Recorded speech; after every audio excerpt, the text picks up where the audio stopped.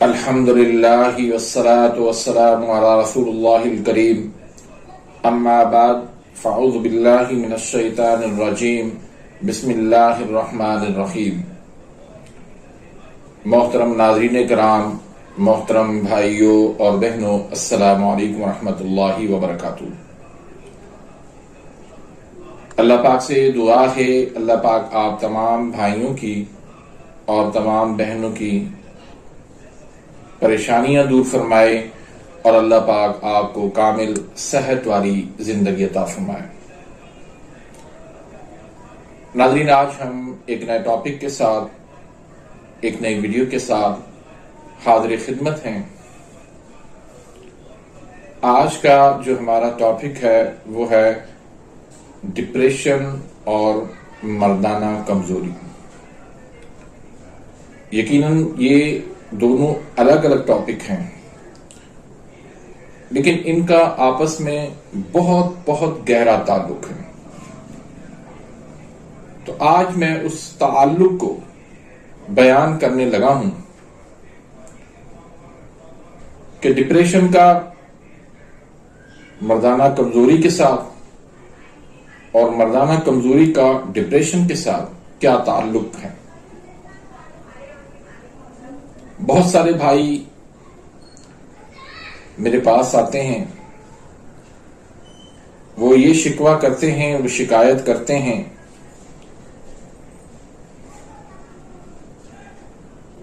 कि डिप्रेशन तो है ही, लेकिन उसके साथ साथ मर्दाना कमजोरी भी हमारी इंतहा को पहुंच चुकी है, नामर्दी हो चुकी है। उसकी वजूहात क्या है?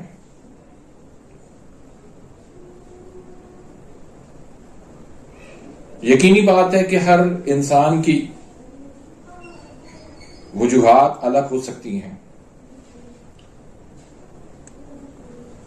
लेकिन उमूमी में बात करूंगा कि किसी भी वजह से स्ट्रेस लेना, टेंशन लेना, ये इंसान को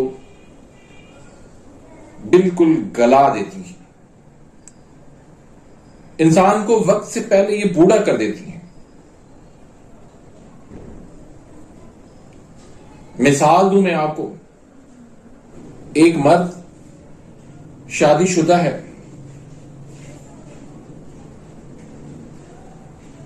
मर्दों के साथ कारोबार के हवाले से,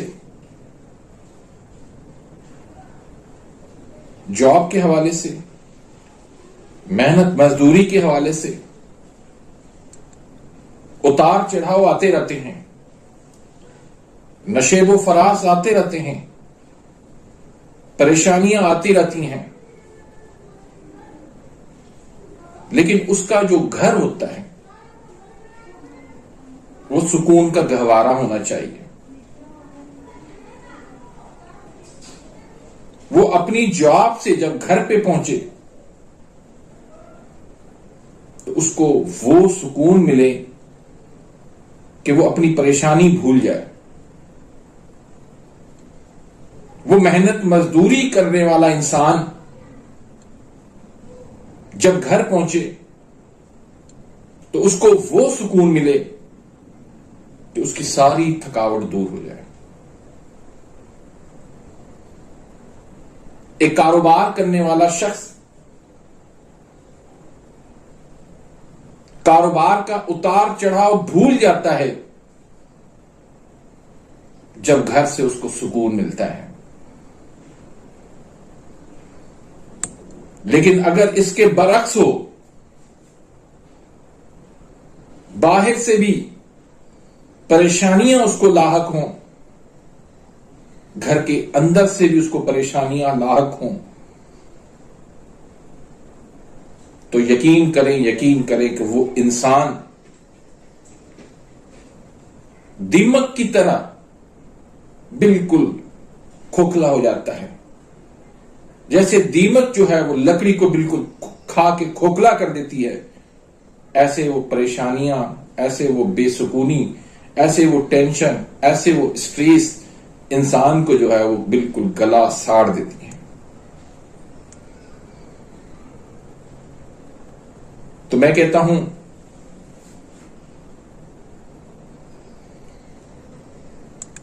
इसमें सबसे ज्यादा कसूर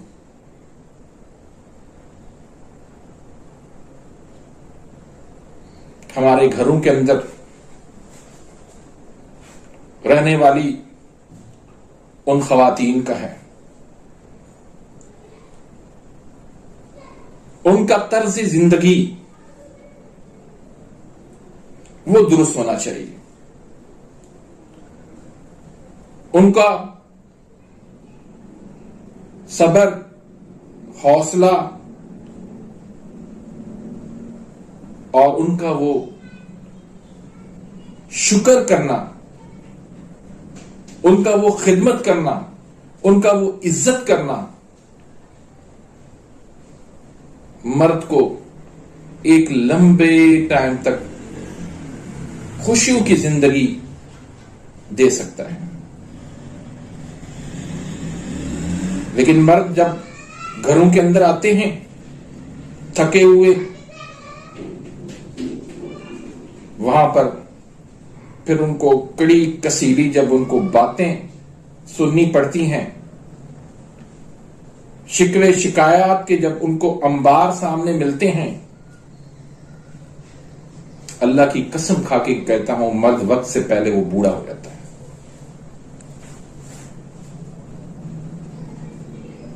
फिर वो बीवियां शिकायत करती हैं कि मेरे मर्द के अंदर कोई हाल नहीं है। कहां से हाल होगा? आपने छोड़ा क्या है उसके लिए? आपने तो उसको जीते जी मार दिया है। याद रखें, इसके साथ कमजोरी का, डिप्रेशन के साथ, एंजाइटी के साथ, स्ट्रेस के साथ, टेंशन के साथ बहुत गहरा ताल्लुक है। ये फौरी तौर पर आसाब पे अटैक करती हैं। जब हमारे आसाब शल हो जाते हैं, उनके ऊपर जब सोजिश आ जाती है, जब वो कमजोर हो जाते हैं, तो मर्द मर्द नहीं रहा करता। फिर डिप्रेशन भी होगी, एंजाइटी भी होगी, मर्दाना कमजोरी भी होगी। फिर सोचें, ख्यालात के समंदर भी होंगे, फिर परेशानियां भी आएंगी, फिर कमजोरियां पैदा होंगी। तो मेरी बहनों से गुजारिश है कि अपने मर्दों की, अपने शोहरों की कदर करें, उनको इतनी खुशियां दें कि वो खुश रहें। जब वो खुश रहेंगे, सुकून में रहेंगे, फरहत में रहेंगे, तो उनको लुत्फ आएगा, उनके उजलात के अंदर मजबूती आएगी, उनके आसाब मजबूत होंगे, उनका फिर आपके साथ भी रवैया दुरुस्त रहेगा, लोगों के साथ भी उनका रवैया दुरुस्त रहेगा। फिर कहां की डिप्रेशन आएगी, कहां की एंजाइटी आएगी, फिर कहां की कमजोरियां आएंगी। और मेरी मर्दों से भी ये गुजारिश है, आप भी इस घर के टुकड़े को जन्नत के टुकड़े में बदलने की कोशिश करें। हत्तल इम्कान आप जो कर सकते हैं, इसके अंदर खुशियां बिखेरने की कोशिश करें, सुकून लाने की कोशिश करें, राहत पहुंचाने की कोशिश करें। क्योंकि घर जब सुकून का गहवारा होगा तो आप भी खुश रहेंगे, आप भी कभी बीमार नहीं होंगे, आप भी परेशान कभी नहीं होंगे। तो ये एक तरफा मामला नहीं है, दोनों तरफ से मामला है।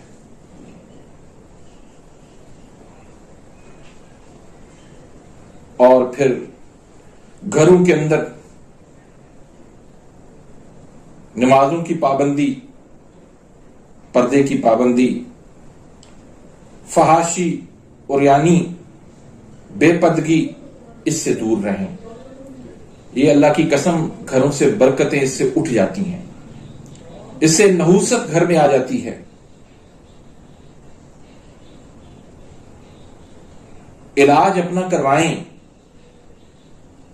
लेकिन इलाज जिस वजह से आप बीमार हुए उसके असबाब को ढूंढें, उसके असल काज को ढूंढें, उसकी वजह को ढूंढें। क्या वजह है, क्या सबब है?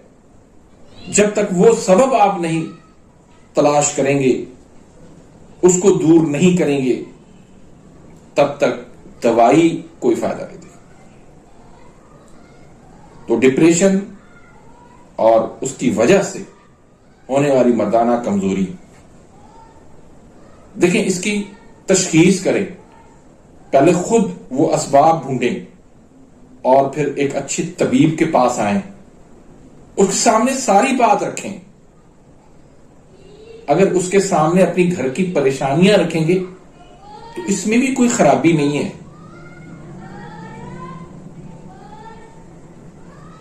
क्योंकि वो आपका मुआलिज है, वो आपका सिर्फ जिनसी इलाज नहीं करता, जिस्मानी इलाज नहीं करता, बल्कि वो रूहानी इलाज भी करता है। वो एक मुअल्लिम की हैसियत से आपका इलाज करेगा, दोनों साइड से। तो इसलिए अपनी बात पूरी उनके सामने रखें, तशखीस करें, उसके असबाब को देखें। आप कहेंगे कि बस मुझे एक नुस्खा मिल जाए और मैं ठीक हो जाऊं, ऐसा नहीं है। क्योंकि याद रखिए, डिप्रेशन किसी एक तहरीक का मर्ज नहीं है।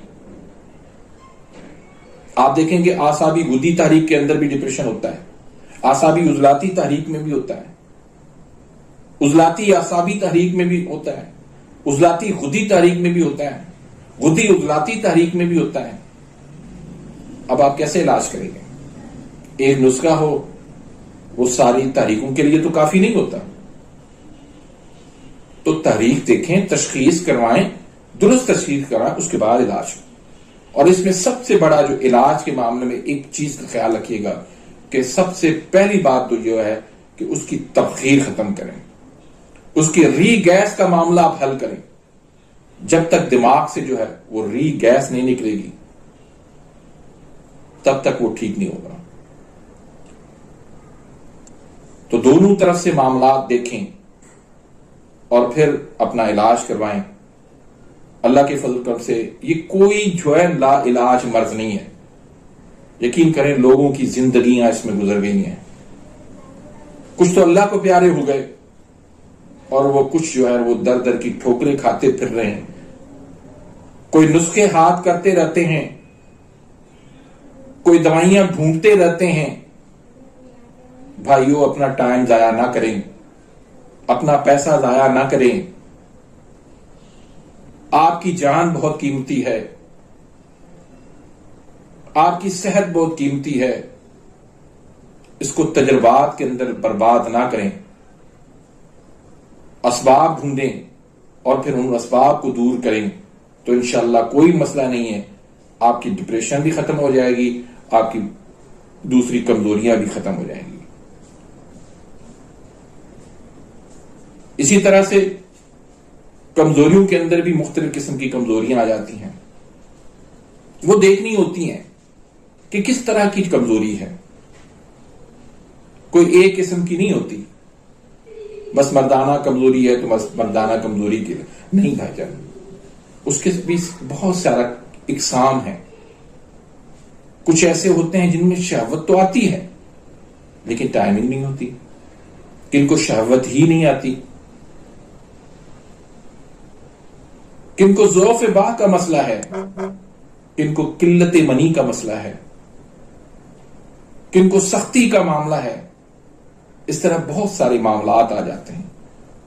तो असल काज को ढूंढें, असल सबब को देखें और फिर अपना इलाज करवाएं। तो कोई नामुमकिन सी बात नहीं है कि आपका इलाज ना हो सके। बहुत सारे कमेंट्स आते हैं मेरे सामने, वो कहते हैं कि क्या डिप्रेशन का इलाज है, क्या एंजाइटी का इलाज है? बिल्कुल इलाज है, लेकिन आप जहां भाग रहे हैं वहां पर इलाज नहीं होगा।